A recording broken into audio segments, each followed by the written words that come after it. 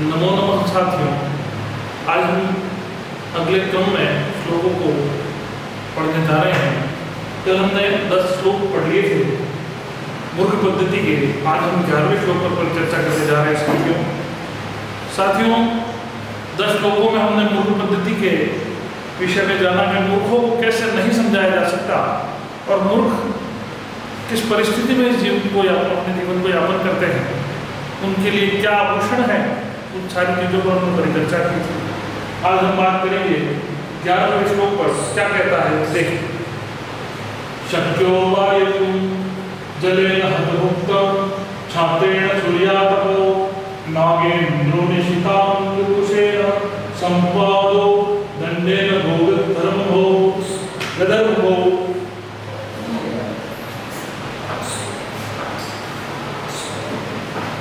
व्याधिर्भेषु संग्रहेश्च विविध मंत्र प्रयोगे विषम सर्वस्योषधिमस्ति शास्त्रविहितं मूर्खस्य नास्ति औषधम्।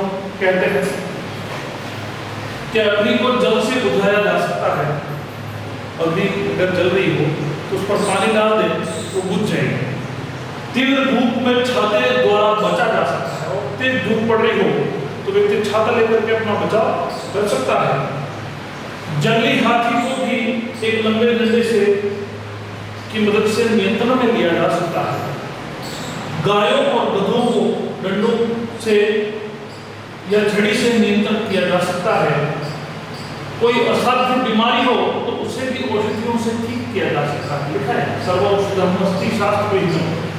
कहते हैं कि यदि कोई असाध्य बीमारी हो तो भी उसे औषधियों से ठीक किया जा सकता है। यहाँ तक कि जहर दिए गए व्यक्ति को भी मंत्रों और औषधियों की मदद से ठीक किया जा सकता है। इस दुनिया में हर बीमारी का इलाज है, लेकिन किसी भी शास्त्र या विज्ञान में मूर्खता का कोई इलाज या उपाय नहीं है। कहते हैं कि हर प्रकार की परिस्थिति आपके सामने रखी कि अग्नि को पानी से बुझा सकते हैं, हाथी को भी डंडे से रोक सकते हैं, गधे गाय को भी छड़ी से डरा करके रोका जा सकता है ना। और किसी असाध्य रोग को भी बीमारी औषधि से ठीक किया जा सकता है। और ऐसा भी किसी ने जहर पी लिया हो उसे भी आप ठीक कर सकते हैं औषधि से या मंत्रों से। परंतु दुनिया में हर बीमारी का इलाज है, परंतु एक ऐसी बीमारी है जो है मूर्खता, उसका कोई इलाज नहीं है। अब उस मूर्ख व्यक्ति को जो शास्त्र विहित है, कहा है शास्त्र विहितं मूर्खस्य नास्ति औषधम्, अर्थात शास्त्रों से विहित व्यक्ति जो है, अर्थात जो शास्त्रों के का ज्ञान नहीं है, जिसे विज्ञान का ज्ञान नहीं है, जिसे ऐसे प्राणी को ठीक करना उसका कोई उपाय, कोई मंत्र या कोई औषधि उसके लिए बनी नहीं है। ऐसा कहा जाता है। फिर कहते हैं अगले श्लोक में, बहुत सुंदर और मेरे हृदय के बड़े करीब रहा ये श्लोक, कि साहित्य संगीत कला विहीनः साक्षात् पशुपुच्छ विषाणहीनः तृणं न खादन्ति जीवमानस्य ध्येयं भागधेयं परमं पशुनां। कहते हैं पुनश्च रिपीट कर रहा हूं, ध्यान दें कि साहित्य संगीत कला विहीनः साक्षात् पशुपुच्छ विषाणहीनः तृणं न खादन्ति जीवमानस्य भागधेयं परमं पशूनां। अर्थात साहित्य संगीत और कला से विहीन मनुष्य, साहित्य अर्थात इतिहास, भविष्य, भूगोल है ना, राजनीति, किसी भी प्रकार के साहित्य का ज्ञान नहीं रखने वाला, संगीत से प्रेम नहीं करने वाला या संगीत को जानने नहीं है, क्योंकि संगीत से जो शांति मिलती है वो शायद ही किसी और क्रियाकलाप से मिलती है। तीसरी बात, कला। किसी भी हर व्यक्ति में कला होती है, लेकिन कुछ लोगों में उस कला का अभाव होता है। तो कहा कि साहित्य संगीत कला से विहीन जो मनुष्य होता है वह साक्षात नाखून और सींग से रहित, जिसके बड़े बड़े नाखून नहीं है, सींग भी उगे हुए नहीं है, फिर भी नाखून और सींग से रहित पशु के समान होता है। और फिर कहा कि तृण घास फूस। तो कहा और ये पशुओं की खुद किस्मती है कि वो उनकी तरफ घास नहीं खाते, कि वो भी यदि घास खाते हो जाएं तो पशु में और उसमें फर्क क्या रहेगा। तो उपदेश के श्लोक में कहा है कि 4 सिमिलरिटी पशुओं में भी है और लोग मनुष्यों में भी है। क्या है? तो आहार, निद्रा, मैथुन, है ना, ये सब लोग करते हैं और वही सब मनुष्य भी करते हैं। फिर मनुष्य अपने आप में इंसान कैसे साबित करेगा अपने आप को, या अपने आप को स्पेशल कैसे साबित करेगा, तो उसके लिए उसको कुछ ऐसा करना पड़ेगा जिससे वो अपने आप को साबित कर पाएगा। तो कहा कि उनके लिए इतना ही सौभाग्य है, वे इतने ही सौभाग्यशाली हैं, खुद की खुशकिस्मत है कि वो उनकी तरह घास नहीं खाते हैं। नहीं तो उनकी बिरादरी में जाकर अगर बैठ जाएंगे और वह भी घास खाने लगेंगे तो शायद दोनों में कोई फर्क नहीं रहता। तो साथियों, कहते हैं कि संगीत, साहित्य और कला से विहीन मनुष्य साक्षात माखन और सिंह रहित पशु के समान होता है। उसी प्रकार जिस प्रकार पशु घास खाते हैं परंतु वो घास नहीं खाता है, बस इतना अंतर होता है। घास नहीं खाने वाले पशु के समान कैसे। साथियों, कहते हैं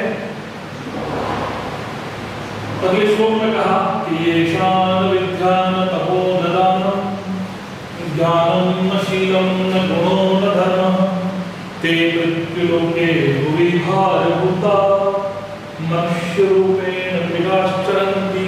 कहते हैं कि ये शान विद्यान तपो न दानम ज्ञानम न शीलम न गुणो न धर्मः ते मृत्युलोके विभारभूता मनुष्य रूपेण मृगाश्चरन्ति। कहते हैं साथियों कि ये शान विद्या, जिन लोगों ने न तो विद्या का अर्जन किया है, न तप का अर्जन किया है, न दान कभी किया है, न ही किसी ज्ञान को प्राप्त किया है, न शील न ही अच्छे आचरणों को कभी करते हुए देखा है, ना ही उसने गुण और ना ही धर्म को अर्जन किया है या ना ही धर्म किया है, ऐसे मनुष्य मनुष्य रूप में कहते हैं वो पृथ्वी पर मानव केवल भार के समान है। जिस प्रकार मृग जो होता है हिरण, वो इधर उधर भटकता रहता है, उस प्रकार मनुष्य भी इधर उधर धरती पर बोझ की तरह, भार की तरह इधर उधर भटकता रहता। तो साथियों, समझते होंगे, आप समझ रहे होंगे इस बात को। कहना क्या चाह रहा है कि ईशान विद्यान तपो न दानम ज्ञानम न शीलम न गुणो न धर्मम ते मृत्युलोके विभारभूता मनुष्य रूपेण मृगाश्चरन्ति। इस अर्थ को समझना कि जिन लोगों ने न तो विद्या अर्जन किया है, न ही तपस्या में लीन हो रहे हैं, न ही दान के कार्य में लगे रहे हैं, न ही ज्ञान अर्जित किया है और न ही अच्छा आचरण करते हैं, न ही गुणों को अर्जित किया है और न ही धार्मिक अनुष्ठान किए हैं, ऐसे वैसे लोग इस मृत्यु लोक में, मृत्यु लोक अर्थात पृथ्वी लोक को कहा जाता है, ऐसे मृत्यु लोक में मनुष्य के रूप में मृगों की तरह भटकते रहते हैं और ऐसे लोग इस धरती पर भार के समान होते हैं। ऐसा कहते हैं ऐसे लोगों को भार के समान माना है इस मृत्यु लोक में। फिर समझ रहे हैं बात कि ये शान विद्यान तपो न दानम ज्ञानम न शीलम न गुणो न धर्मम। इसलिए इसको बार बार इसलिए कह रहा हूँ कि आप इन सब चीजों को कभी भी आप दरकिनार न करें, उसे सदैव आलिंगन करें और इन सभी वस्तुओं का तत्परता के साथ अर्जन करें। जैसे सदैव विद्या का अर्जन करें, तप करें, दान करें, ज्ञान का अर्जन करें, आचरण अच्छे करें, अपने गुणों को बढ़ाएं और धार्मिक अनुष्ठानों में संलग्न रहें। ऐसे मनुष्य जो होते हैं वो सदैव इस मृत्यु लोक पर अगर ये करते हैं तो मृत्यु लोक पर एक अपने आप का अलग अपनी प्रसिद्धि, अपनी छवि, अपनी कीर्ति को, अपनी प्रशंसा को फैलाते हैं और युगों युगों तक उनकी कीर्ति रहती है। लेकिन ये नहीं करने वाले सदैव मूर्खता को प्राप्त होते हैं।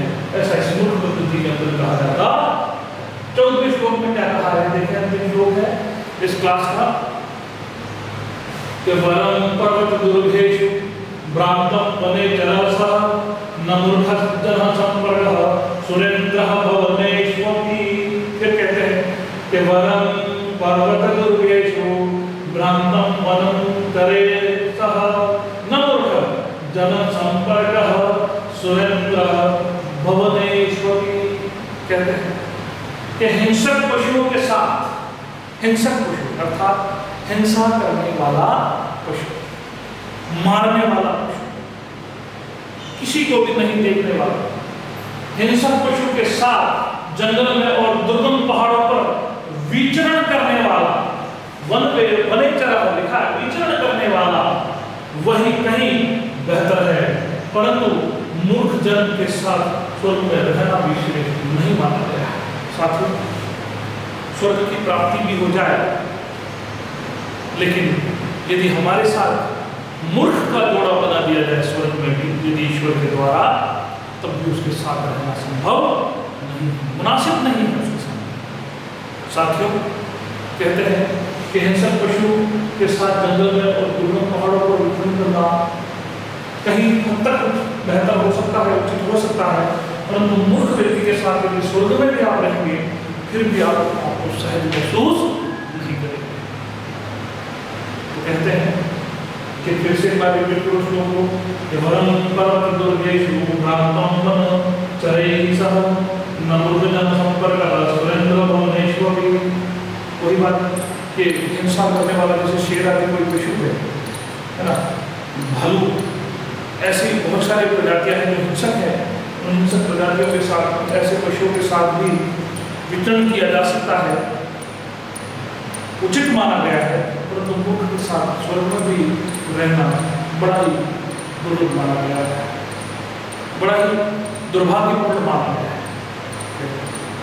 तो साथियों, ये 14वां श्लोक आपका समाप्त होता है, तब हम देखेंगे इन श्लोकों को वापस एक बार सरसरी निगाहों से वापस एक बार रिपीट कर लेंगे।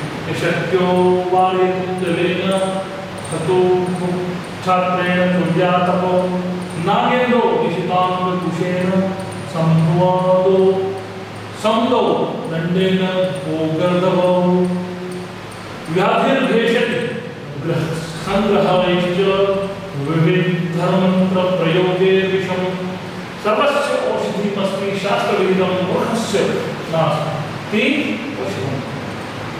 आग को जल से बुझा सकते हैं, हाथी को डंडे से नियंत्रित कर सकते हैं, गधे और गाय को भी डंडे से नियंत्रित किया जा सकता है।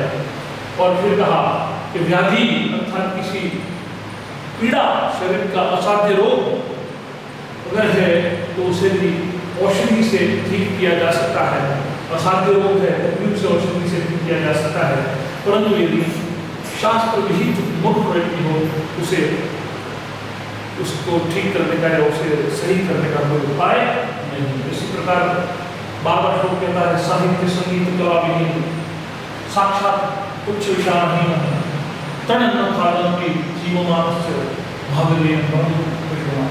कहते हैं कि साहित्य संगीत और कला से विहीन जो मनुष्य होता है वो साक्षात बिना पूंछ वाले, बिना सींग वाले, बिना नाखूनों वाला एक उच्च विचारहीन मनुष्य माना गया है, जो पशु तण खा करके जीवन यापन करता है लेकिन खाली ये घास नहीं खाता है, खाना खाता है, तो कितना फर्क होता है दोनों में।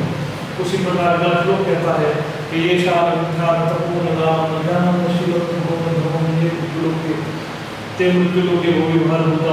मनुष्य रूपेण प्रजाचरण की विद्या का अर्जन नहीं किया है, ज्ञान का अर्जन नहीं किया है, तप का अर्जन नहीं किया है, अच्छा आत्मा नहीं किए हैं, धर्म के अनुष्ठान नहीं किए हैं, ऐसा व्यक्ति सदैव मृत्यु लोक में भाग्य समान है। क्योंकि कैसा तो जैसे मृग इधर उधर विचरण करता है उस प्रकार घर में इधर उधर भटकता रहता है और उसका भी धरती पर बोझ के समान भाग्य समान होता है। अंतिम पंक्ति वरम पर्वतम दुर्गेषु भ्रांत वनेचरः सः न मूर्खस्य संपर्कः सुरेंद्रः भुवनेष्वपि। कहा कि भयावह हिंसक पशु के साथ रहना उचित माना जा सकता है, लेकिन दुर्गम पहाड़ों पर विचरण करने उसमें बेहतर हो सकता है उसके साथ रहना, लेकिन यदि मूर्ख के साथ यदि आपको स्वर्ग में भी छोड़ दिया जाए तो भी वह आपके लिए श्रेष्ठ नहीं है, उचित नहीं है, ऐसा कहते हैं। तो साथियों, आज की कक्षा हमारी यहाँ पूर्ण होती है। इन सभी श्लोकों का अनुसरण करेंगे। कल हम आगे की विद्वत पद्धति पर बात करेंगे। तब तक के लिए धन्यवाद। नमो नमः।